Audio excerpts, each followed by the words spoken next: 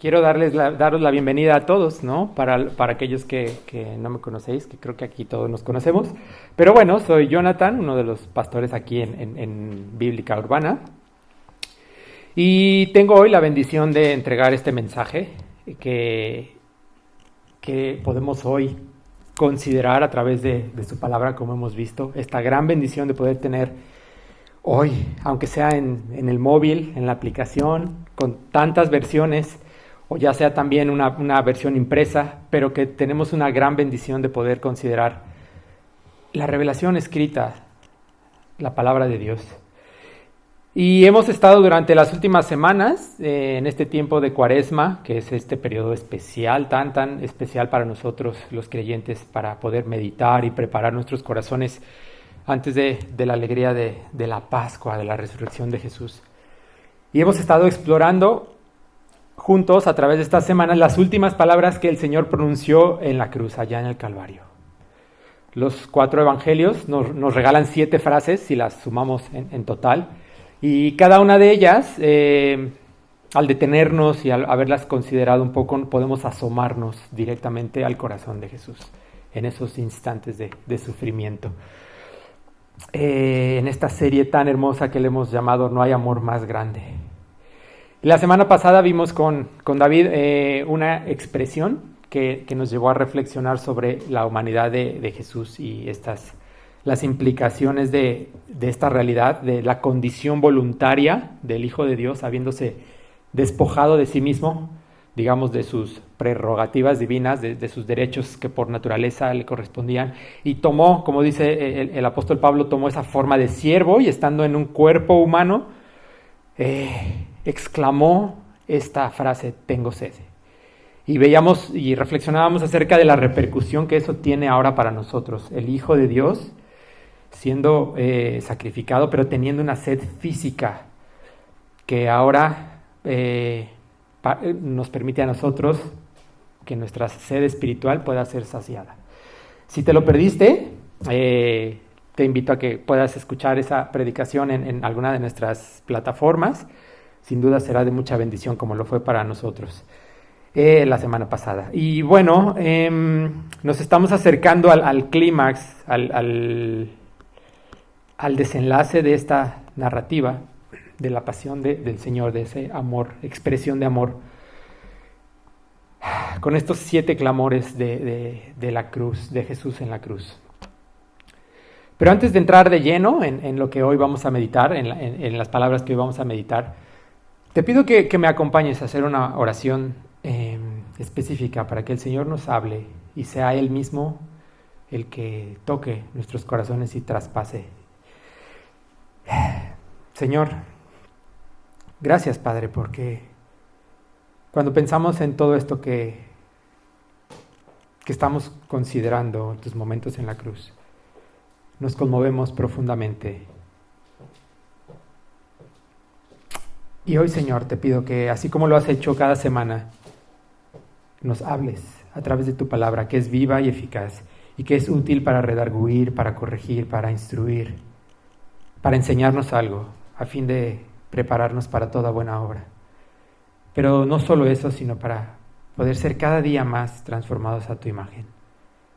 Que hoy estas palabras que tú expresaste en la cruz resuenen también en nuestros corazones y transformen nuestras vidas, Dios. Te lo pido en el nombre de Jesús. Amén. Y no sé, siempre me gusta un poco tirar de la imaginación. Y te pido que hoy imagines por un momento, pienses esta sensación que todos hemos tenido en algún momento por haber concluido algo importante, ¿no?, en nuestra vida, un gran acontecimiento. Tal vez, yo qué sé, una tesis que te costó años completar, o un proyecto, un libro, tal vez el terminar un pago de alguna deuda, algún crédito que tenías que finalmente lograste pagar después de mucho esfuerzo. O también puede ser el proyecto, haber terminado un proyecto bueno, aquí hay un par de arquitectas, ¿no? Un proyecto en el que estuviste trabajando mucho tiempo y al final verlo materializado, que no queda solo en ideas, sino haberlo terminado después de mucho esfuerzo. tal vez en un lienzo, una obra de arte, si te gusta dibujar o pintar, ese último trazo, ya sea el último trazo, el último pago de algo, una última palabra, esta sensación de poder como respirar con una mezcla de cansancio tal vez, ¿no? de la labor y de todo el esfuerzo que produjo, pero también esa satisfacción de decir, al final lo logré, ¿no? Creo que todos hemos pasado por algo así, de una u otra manera, y por supuesto que es una emoción muy humana y que nos produce una satisfacción genuina, pero que en última instancia es algo pasajero o que podríamos decir que tiene repercusiones solo para esta vida. No es malo per se, no es pecado, pero que es algo terrenal, como diría el autor de Eclesiastés, que es algo de nuestra existencia que tiene que ver debajo del sol, ¿no? No obstante, esa sensación o esta satisfacción es la que quiero que tengamos en mente mientras consideramos estas últimas palabras de Jesús en la cruz, que para nosotros ahora tienen repercusiones eternas. Primero, como hemos leído parte del pasaje base que hemos leído, acompáñame a poner nuestra atención en Juan 19:30, que fue, como he dicho, parte de lo que leímos, donde dice Juan: después de probar el vino, Jesús dijo, todo está cumplido. Entonces inclinó la cabeza y entregó el Espíritu. Es uno de los momentos cumbre, la culminación de todo esto. Pero luego vamos a ver más adelante al Maestro, a nuestro Señor, que en un acto de entrega profunda exclama lo que está registrado en el Evangelio de Lucas, exclama las palabras de Lucas 23:46, que dice: después Jesús gritó, Padre, encomiendo mi espíritu en tus manos. Y con estas palabras dio su último suspiro. Entonces estamos aquí en los últimos momentos, los últimos instantes de Jesús en la cruz. Tenemos estos dos clamores, uno de victoria y otro de confianza y de total entrega y sumisión al Padre. Jesús exclamó primero, todo está cumplido. O como otras versiones dicen, consumado es. Esta expresión en realidad es en griego una sola palabra, la palabra es tetelestai, que literalmente podríamos decirla como refleja o expresa pagado por completo. Pero quiero que nos detengamos en algo significativo.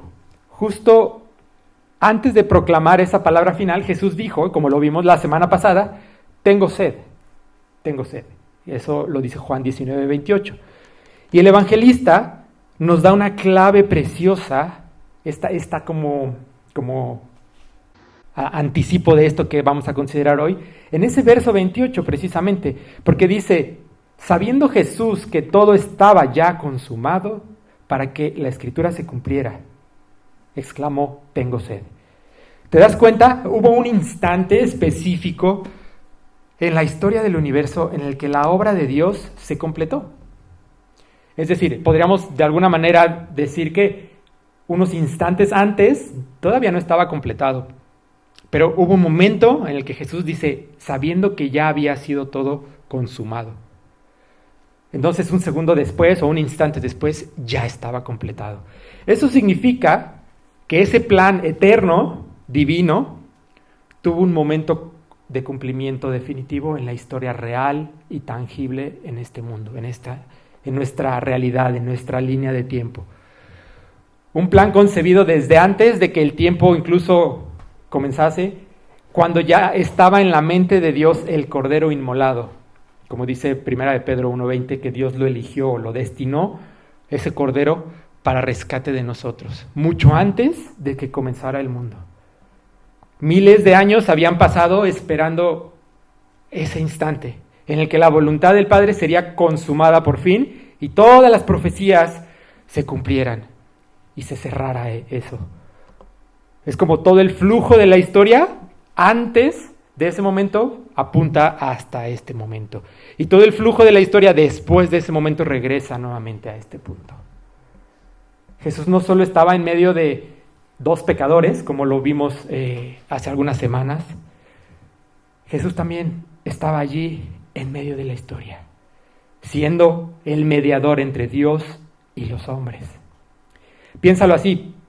Es como el mundo fue creado como un escenario, y es muy significativo decir esto ahora mismo porque yo estoy en un escenario, estamos en un teatro, y es como el mundo habiendo sido creado como ese escenario para la gran obra de redención. La creación no es solo un telón de fondo o una escenografía, es como el escenario mismo, es la parte integral de nuestra fe. Dios creó el mundo por amor, sí, por supuesto, para su gloria,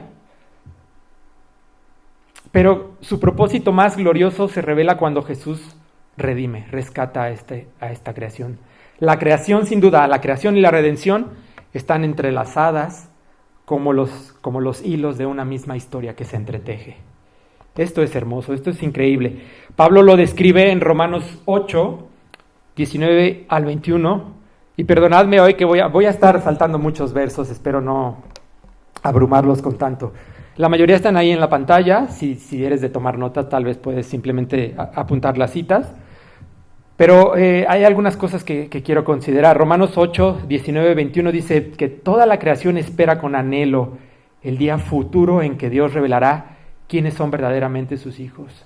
Contra su propia voluntad, toda la creación quedó sujeta a la maldición de Dios. Sin embargo, con gran esperanza la creación espera el día en que será liberada de la muerte y la descomposición y se unirá a la gloria de los hijos de Dios.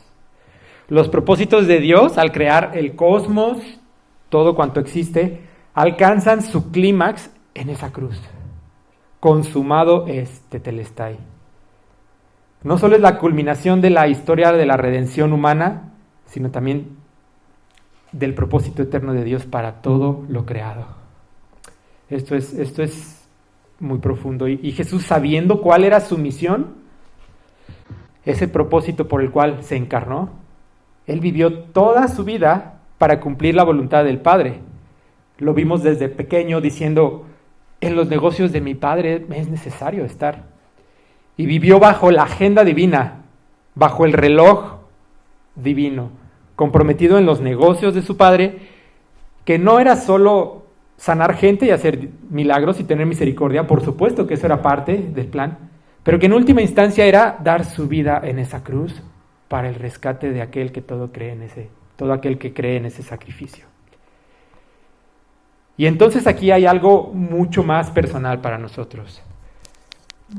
Aunque no sepamos el momento exacto de nuestra muerte, porque sin duda ninguno sabemos exactamente cuándo hemos de morir, pero sabemos que este tiempo llegará, este instante llegará para nosotros y nos enfrentaremos a la gran pregunta tal vez. Si vivimos según la voluntad de Dios, como Jesús lo hizo, o pues a nuestra bola dirían aquí, ¿no? A nuestro antojo.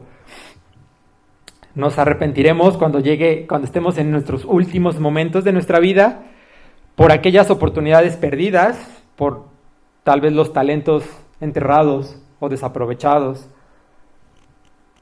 lo que hicimos o dejamos de hacer, esta vida, este ritmo de vida, y hace rato hablábamos un poco y reflexionábamos sobre cómo el tiempo a veces parece que no es suficiente. Siempre tenemos algo que hacer y siempre está esta tiranía de lo urgente tratando de consumir lo verdaderamente importante.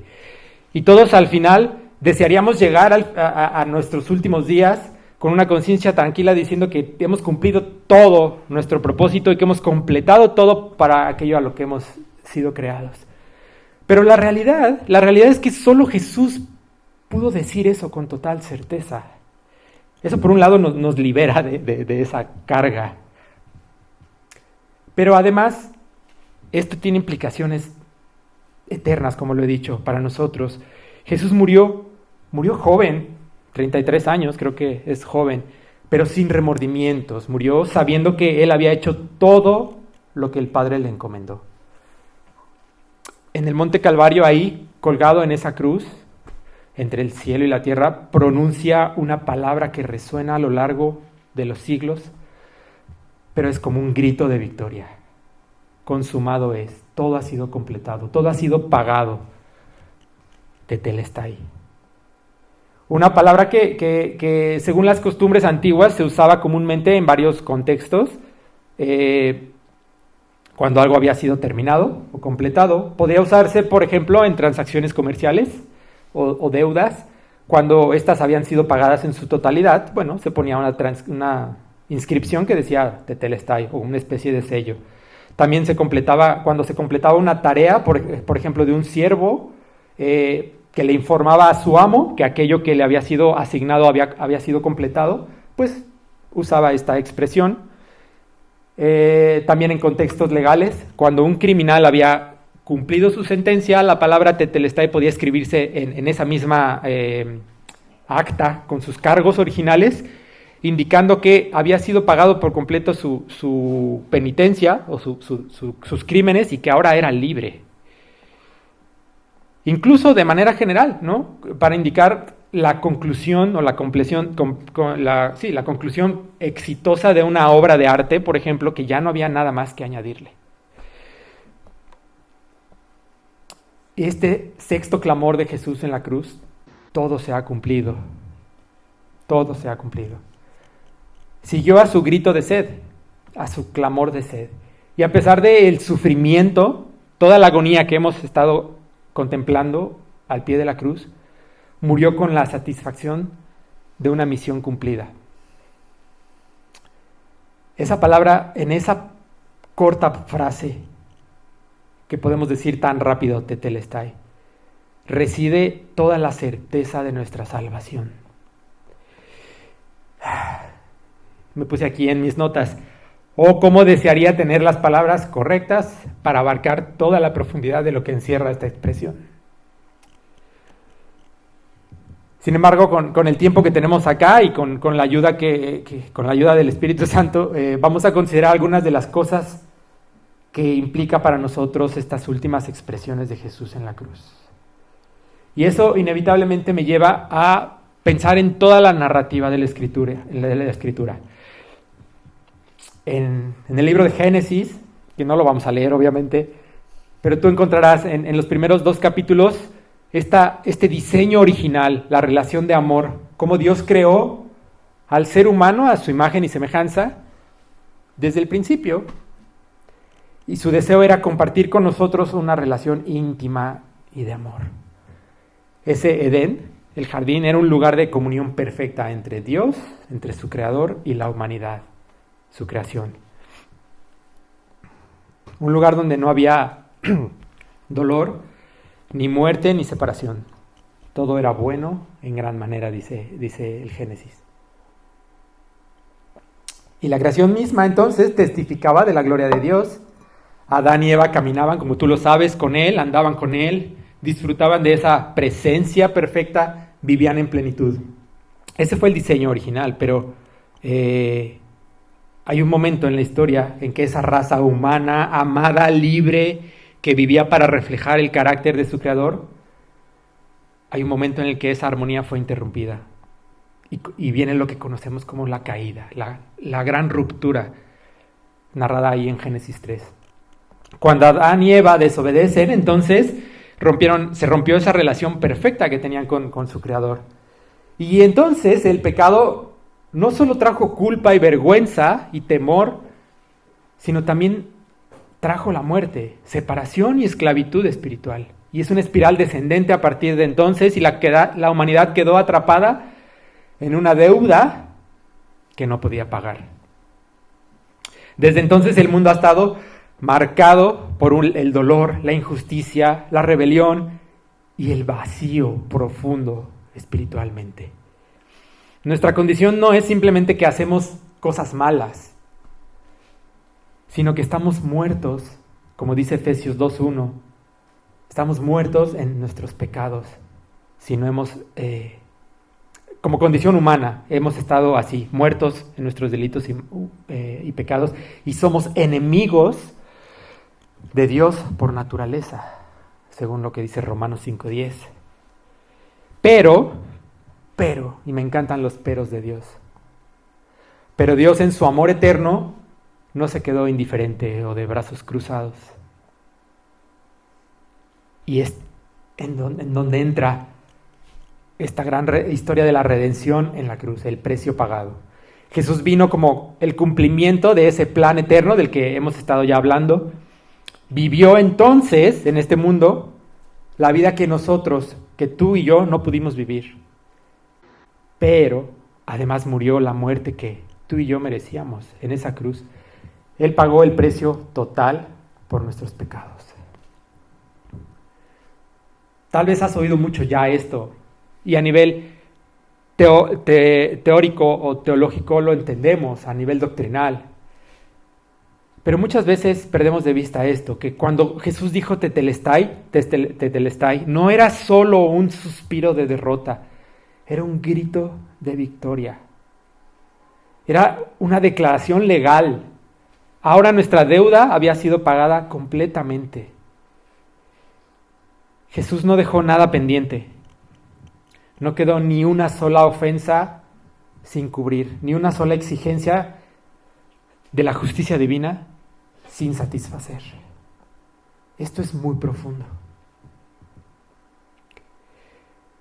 Y entonces, habiendo exclamado eso, el velo se rasgó y el acceso al Padre fue abierto. Pagado por completo, consumado es. ¿Pero qué fue pagado? ¿Qué fue completado? Bueno, simplemente quisiera hacer un recorrido lo más breve posible y considerar algunas de las cosas que dice el autor de Hebreos y también algunas de las cartas paulinas, que nos ayudan a entender el alcance de esta obra. Y nuevamente, perdonadme por traerlos un poco entre tantos versos, pero es impresionante todo lo que en ese momento aconteció. Jesús ofreció un solo sacrificio para siempre. Ya no hacen falta más ofrendas. ¿Sabes? En el antiguo sistema de sacrificios, dice el autor de Hebreos, en el capítulo 10, del 10 al 12, dice que la voluntad de Dios fue que el sacrificio del cuerpo de Jesucristo nos hiciera santos una sola vez y para siempre. Porque bajo el antiguo pacto, el sacerdote oficia de pie delante del altar día tras día, ofreciendo los mismos sacrificios una y otra vez, los cuales nunca pueden quitar los pecados. Pero nuestro sumo sacerdote se ofreció a sí mismo a Dios como un solo sacrificio por los pecados, que dice que es válido para siempre. Luego se sentó en el lugar de honor a la derecha de Dios. Bajo este sistema, en el tabernáculo, el diseño del tabernáculo no incluía en el mobiliario sillas. El sacerdote no podía sentarse, no había tiempo para hacerlo. El trabajo nunca terminaba. Dice aquí el autor de Hebreos que había que ofrecer sacrificios constante, día tras día. Pero ahora todo había sido completado en esa cruz. Jesús entró en el lugar santísimo una sola vez y para siempre, y aseguró nuestra redención eterna. Y ahora Él está sentado a la diestra del Padre, intercediendo por nosotros. Esto es magnífico. No sé a ti, pero a mí me explota la cabeza cada que intento entender esto y abarcarlo un poco. Hebreos 9:12 dice que con su propia sangre, no con la de cabras ni de becerros, sino que con su propia sangre entró en el lugar santísimo una vez y para siempre y aseguró nuestra redención. Nos liberó del castigo por nuestros pecados. ¿Y qué más sucedió? Ahora somos declarados justos a los ojos de Dios. Eso lo dice Pablo en Romanos 3, 24, 25. Dice que nos hace justos a sus ojos, que hemos sido liberados del castigo de nuestros pecados. Y somos, nuevamente lo resalta, lo remarca en el verso 25, somos declarados justos a los ojos de Dios.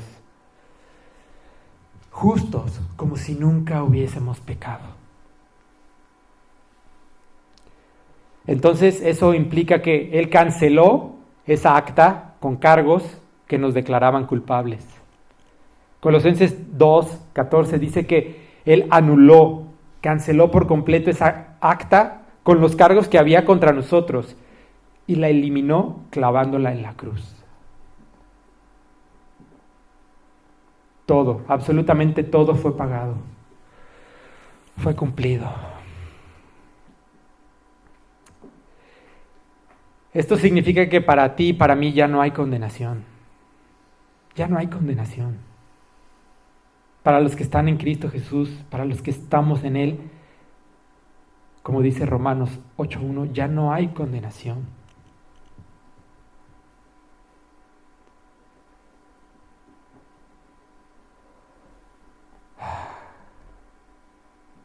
Esa lista podría ser muy grande. Un aborto, cancelado por completo. Fornicación, adulterio, cancelado por completo. Adicciones, adicción a la pornografía, alguna otra cosa, cancelada por completo. Tal vez la culpa de haber traicionado o engañado a un ser amado, cancelado por completo. Nuestro egoísmo, avaricia, cancelados por completo. Abandono de responsabilidades, canceladas por completo. Hipocresía, canceladas por completo. Y la lista puede continuar. En verdad, solo Dios sabe la profundidad de nuestro pecado. Pero de algo podemos estar seguros. Ya ha sido pagada y cancelada por completo.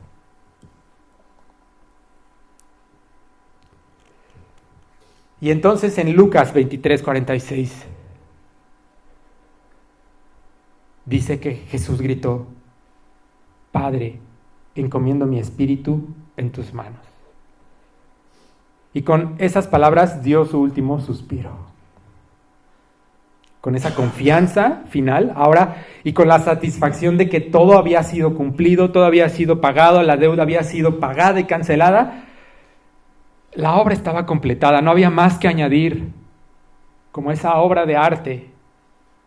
Sería absurdo pensar que tú y yo iríamos al Museo del Prado y quisiéramos arreglarle algo a alguna de esas obras y decir, mira, creo que me gusta, pero mira, he traído mi propio pincel, creo que le hace falta algo. Para empezar, no nos dejarían. Pero es absurdo.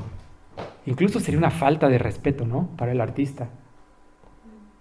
Cristo, ahora con la satisfacción de que todo se había cumplido, no había nada más que añadir, la deuda había sido pagada por completo. Y entonces entregó su espíritu en manos del Padre. Creo que es un error cuando decimos, es un error de expresión. Entiendo que muchas veces puede ser no necesariamente es malintencionado, puede ser un error de expresión, pero creo que es un error cuando decimos Jesús se murió. Piénsalo de esta manera, la muerte es consecuencia, es la paga del pecado. Cristo vivió sin pecado. Y entonces esto le da sentido a lo que Jesús mismo dice, fue un acto voluntario su muerte. Él lo dice en Juan 10:18. Nadie puede quitarme la vida, sino que yo la entrego voluntariamente en sacrificio. Pues tengo la autoridad para entregarla cuando quiera y también para volverla a tomar. Esto es lo que ordenó mi Padre. Y entonces, al saber que ya todo se había cumplido, que todo había estado completado, aquello que ordenó el Padre, aquel plan eterno, con absoluta confianza, él descansó. Él sabía que su muerte no era el fin, sino el comienzo glorioso de la redención humana. No solo había terminado ya su sufrimiento. Cuando dice consumado es, pagado por completo, no solo estaba diciendo al fin terminó este sufrimiento físico, sino que sabía que él había abierto ahora el camino al Padre. Ahora nosotros, tú y yo, y todos los que creemos en Jesús, no vivimos para ganar el favor de Dios. No necesitamos vivir para ganar su favor. Es más, no podemos ni siquiera ganarlo. Sino que ahora vivimos desde el favor que Él nos ha otorgado, que Él ha ganado por nosotros en esa cruz. Y entonces, Tetelestai significa todo lo que ha sido pagado, sí, pero también cambia nuestra vida. Ahora somos libres para amar libres para servir a Dios y para poder servir a los demás. Y para poder, ahora en una correcta posición delante de nuestro Padre, poder relacionarnos correctamente con nuestros semejantes. Incluso con aquellos que nos han hecho daño. Incluso con aquellos que desean nuestro mal. Nuestra fe no está basada o fundada en una idea, simplemente una filosofía humana, sino que está basada en una persona, y en una persona que vive, en el Jesús resucitado. Celebraremos después, en algunos días, esta gran victoria de la resurrección. Pero sin duda, esta victoria comienza ahí, en esa cruz, con esa expresión, y después creemos que Él vive, y que nuestra esperanza no está basada en lo que pueda pasar aquí ahora, o en lo que podemos ver, en lo que podemos controlar. Nuestra fe está basada en su victoria sobre la muerte. Y en última instancia, si nuestro espíritu está seguro en las manos del Padre, entonces no hay nada que temer, ni en esta vida ni en lo que nos espera. Para nosotros, la muerte ya no es el final, sino es una transición hacia la vida eterna.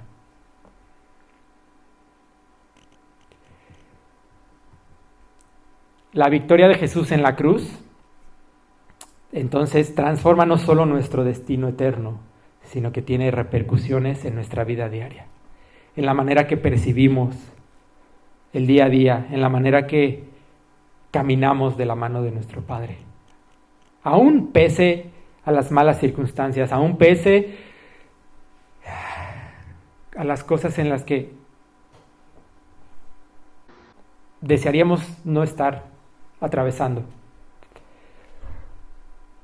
Me impresiona que Jesús, aún en sus últimos momentos, antes de entregar el Espíritu, Él estaba meditando en la palabra de Dios, en la palabra de su Padre. Esta frase, en tus manos encomiendo mi espíritu, es una cita del Salmo 31:5.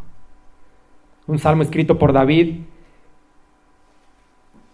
que en momentos de persecución, en momentos de calumnias, David lo estaba pasando mal, verdaderamente. Pero él escribe en este salmo, en tus manos encomiendo mi espíritu. Y así como David podía descansar en esa profunda verdad de que a pesar de esas circunstancias adversas, él podía encomendar su espíritu al cuidado del Padre Celestial. Es lo que Jesús tenía en mente en esos momentos. Pero esa también es nuestra confianza hoy. Nuestra vida, nuestro espíritu y todo lo que somos está en sus manos.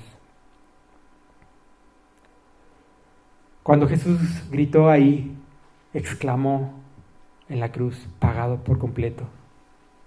Consumado es. Los cielos lo escucharon. Sin duda la tierra tembló. Pero mejor aún, el infierno fue vencido. Fue el grito poderoso, el más poderoso jamás pronunciado desde una cruz de madera. Muchos hombres habían sido crucificados y clavados, pero ninguno había pronunciado una expresión tan poderosa y tan profunda. Y hemos dicho, el mundo fue creado con un propósito, ser el escenario de la redención. Pero tú y yo somos parte de esa historia. Ahora, por medio de Cristo,